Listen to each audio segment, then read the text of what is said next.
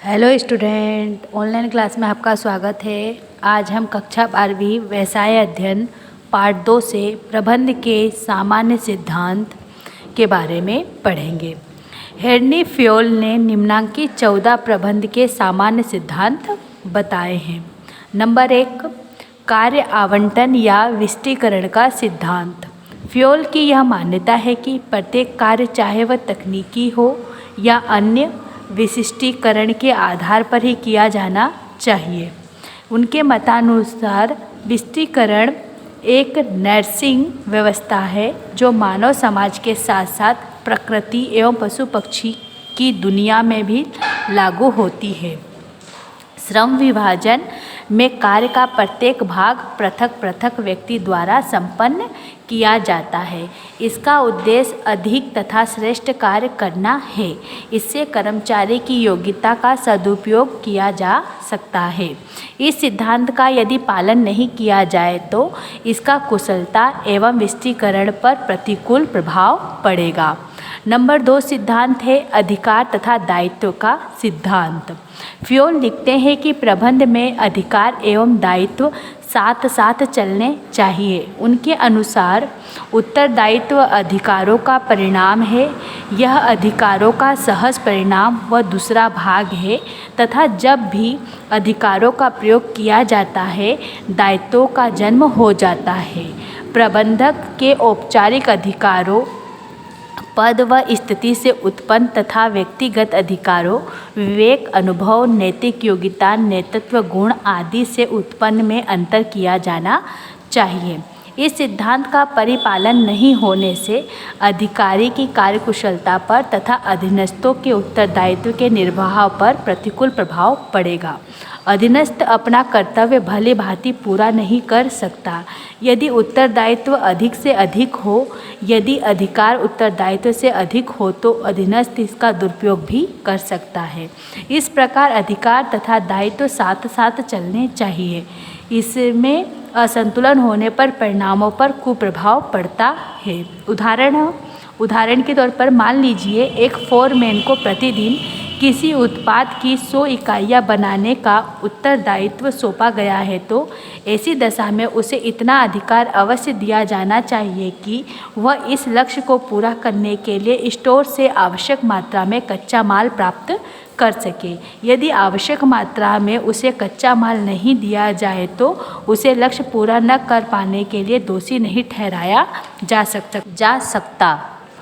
तीसरा है अनुशासन का सिद्धांत। अनुशासन संस्था की प्रमुख शक्ति तथा सफलता की कुंजी होती है। फ्योल के अनुसार अनुशासन संस्था तथा इसके कर्मचारियों के बीच हुए समझौते के प्रति श्रद्धा व स्वीकृति है, जो संस्था को आज्ञाकारी सहयोग, एक दूसरे के प्रति सम्मान एवं क्रियान्वयन के लिए किए जाते हैं। उच्चाधिकारी ही संस्था में अनुशासन की भावना उत्पन्न कर सकते हैं। संगठन के सभी स्तरों पर कुशल पर्यवेक्षकों की नियुक्ति, स्पष्ट व निष्पक्ष अनुबंधों की रचना, दंड व्यवस्था तथा उसका विवेकपूर्ण उपयोग आदि बातें अनुशासन उत्पन्न करने तथा उसे कायम रखने में सहायक होती है।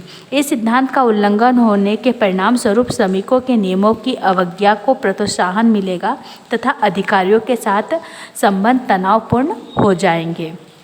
उदाहरण के तौर पर प्रबंधक ने एक कर्मचारी को यह आश्वासन दिया कि ओवर टाइम काम करने पर उसे इस माह के वेतन में एक वेतन वृद्धि दी जाएगी। ऐसी दशा में कर्मचारी अनुशासित रहकर प्रभावपूर्ण ढंग से तथा कुशलता से कार्य करे, यह आवश्यक है तथा दूसरी ओर प्रबंधक को भी अनुशासित रहकर वेतन वृद्धि देने का अपना वचन निभाना चाहिए।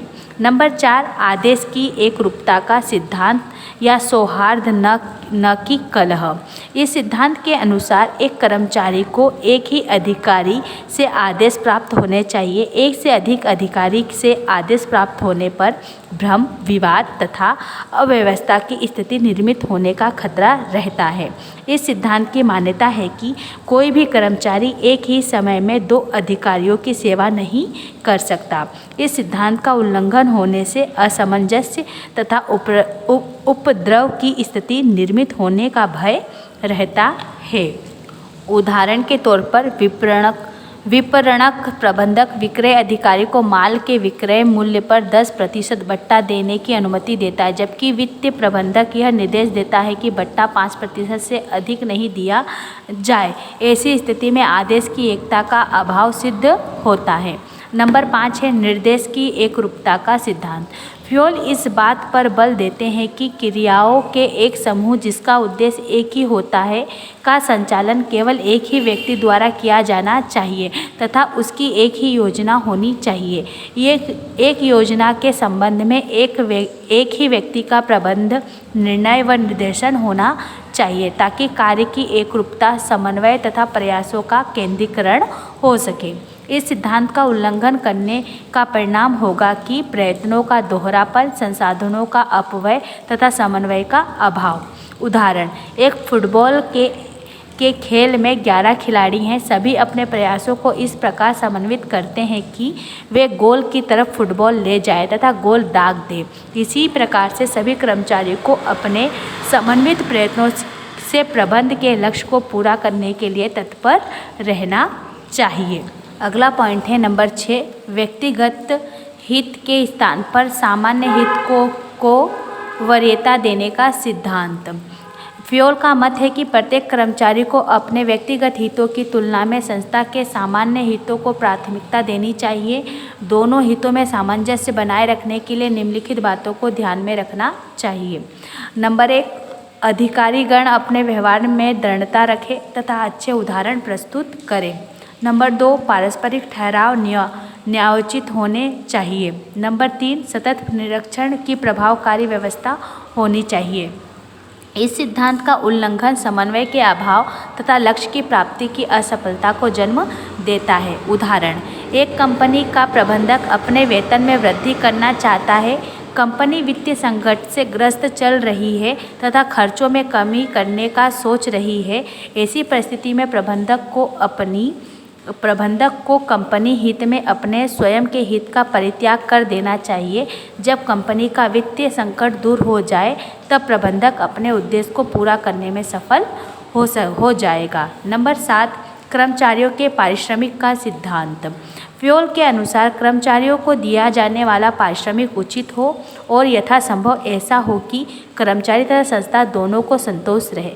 फ्योल के अनुसार गैर वित्तीय लाभ कर्मचारियों को दिए जाने चाहिए, जैसे कि निःशुल्क इलाज तथा निःशुल्क आवास की सुविधा।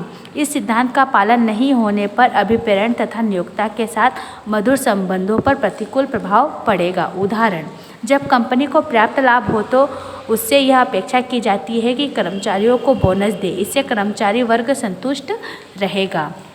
नंबर 8 सिद्धांत है केंद्रीकरण का सिद्धांत। यहाँ निर्णय लेने के अधिकार उच्च प्रबंधकों के पास हो तो इसे केंद्रीकरण की स्थिति कहते हैं। इसके विपरीत जब निर्णय लेने के अधिकार अधीनस्थ को बांट दिए जाते हैं तो इसे विकेंद्रीकरण कहा जाता है। फ्योल की मान्यता है कि केंद्रीकरण की पद्धति अपने आप में न अच्छी है और न बुरी। थोड़ी बहुत मात्रा में यह प्रत्येक संगठन में विद्यमान रहती है। प्रत्येक प्रबंधक को अधिकारों के केंद्रीकरण तथा विकेंद्रीकरण में एक उचित संतुलन बनाए रखना चाहिए। नंबर 9, सोपान श्रृंखला या पदानुक्रमता का सिद्धांत या संपर्क श्रृंखला सिद्धांत। संगठन के उच्च पदों से निम्न पदों तक फैली हुई अधिकारियों की श्रृंखला को फ्योल ने संपर्क श्रृंखला या सोपान श्रृंखला की संज्ञा दी है। उच्च स्तरों पर चलने वाले या उच्च स्तरों पर पहुंचने वाले समस्त संदेशों जो श्रृंखला की प्रत्येक कड़ी से होकर गुजरते हैं के द्वारा जिस मार्ग का अनुमान दिया जाता है वह सत्ता की पंक्ति है। यह मार्ग आदेश की एकता एवं संप्रेषण व्यवस्था के लिए आवश्यक है। बड़ी संस्थाओं में, विशेषतः सरकारी संस्थाओं में सत्ता पंक्ति अत्यंत लंबी होती है। कई कार्यों की सफलता उनके शीघ्र क्रियान्वयन पर निर्भर करती है। अतः सोपान श्रृंखला में शीघ्र कार्यवाही का गुण होना चाहिए। इस सिद्धांत का परिपालन नहीं होने पर संप्रेषण प्रणाली अधिकारी तथा अधिकारियों की एकता पर प्रतिकूल प्रभाव पड़ेगा। फ्योल ने सोपान श्रृंखला के अंतर्गत समूह तत्वों के प्रयोग की भी सिफारिश की है, जिसके अंतर्गत सोपान श्रृंखला को खंडित किए बिना समतल संप्रेषण की उपयुक्त व्यवस्था लागू की जा सकती है। फ्योल ने इस बात पर भी बल दिया है कि सत्ता की पंक्ति को अनावश्यक विचलन भी नहीं होना चाहिए। प्राय संगठन के दो विभिन्न विभागों में समान पद के कर्मचारी परस्पर संपर्क एवं सूचनाओं का आदान प्रदान करना चाहते हैं। ऐसी स्थिति में श्रेणीबद्ध मार्ग का पालन करते हुए संपर्क करने में अनावश्यक विलंब, असुविधा तथा कागजी कार्यवाही करनी पड़ेगी। लेकिन समूह तख्त का प्रयोग करके दोनों कर्मचारी कार्य को सरल, गतिशील तथा निरापद ढंग से संपन्न कर सकते हैं। समूह तख्त का प्रयोग करने के लिए दोनों विभागों के कर्मचारी को अपने निकटतम उच्च अधिकारी से आज्ञा प्राप्त करनी होगी तथा लिए गए निर्णयों से अवगत कर उनकी सहमति प्राप्त करनी होगी। इस प्रकार समूह तख्त के प्रयोग से श्रेणीबद्ध मार्ग का खंडन भी नहीं होता और कार्य शीघ्र संपन्न हो जाता है। यह बात निम्न चित्र से स्पष्ट हो जाएगी। यदि ए विभाग क्यू विभाग से संपर्क स्थापित करना चाहता है तो प्रथम श्रेणी पर पहले एफ विभाग के प्रत्येक विभागीय स्तर के द्वारा होते हुए ए विभाग तक जाना होगा और तत्पश्चात इसी क्रम से दूसरी सीढ़ी पर क्यू विभाग तक नीचे उतरना होगा।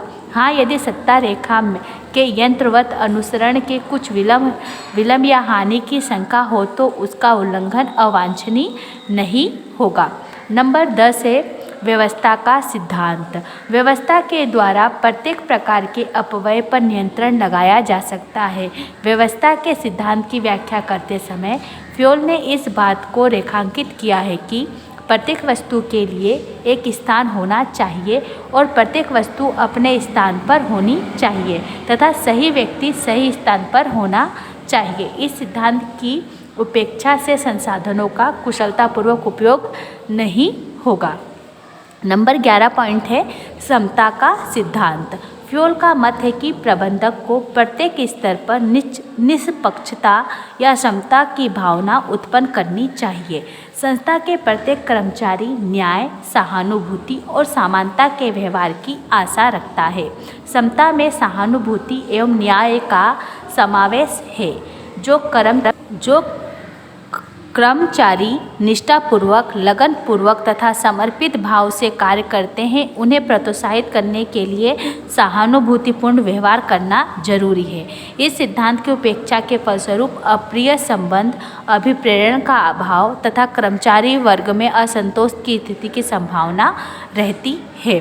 नंबर 12 पॉइंट है कार्यकाल में स्थायित्व का सिद्धांत।